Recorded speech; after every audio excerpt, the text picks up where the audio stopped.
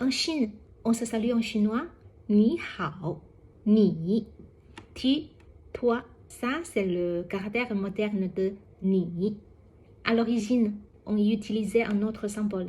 En écriture oraculaire, ce symbole ressemble à un arc et des flèches. Ça semble violent, oui. En fait, les deux pronoms personnels, ni, toi, tu, wo, je, moi, étaient utilisés en contexte d'équerre. Ça, c'est le caractère wo, je, moi. On voit que dans le caractère wo, il y a une main.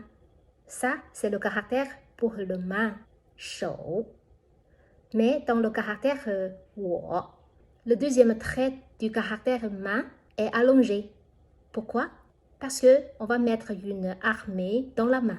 Moi, je tiens une armée dans les mains. Toi, tu portes un arc et des flèches. Sur le champ de bataille, on se hurle. Toi, viens, sinon je fonce sur toi.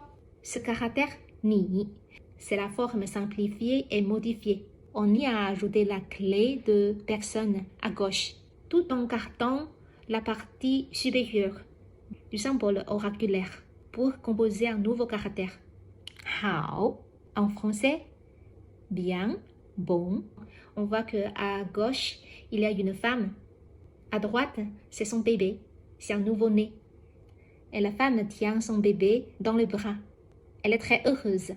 Le sens du symbole, ça veut dire la naissance d'une nouvelle vie est toujours une chose magnifique, toujours une chose bien. Ni hao signifie littéralement tu vas bien. Ni, c'est le sujet. Hao fonctionne comme un verbe. Être bien, aller bien. Ni hao, c'est une phrase complète. Le sous-entendu de ni hao serait j'espère que tu vas bien. 我希望你挺好的. Quand utilise-t-on ni hao?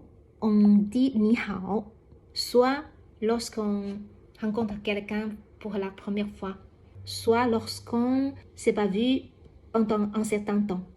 Par exemple, quand j'ai rencontré ma nouvelle voisine chinoise dans ma résidence pour la première fois, j'ai dit ni hao, mais le lendemain, je l'ai plus salué avec ni hao, mais plutôt 哎，早上好，去上班啊？吃了吗？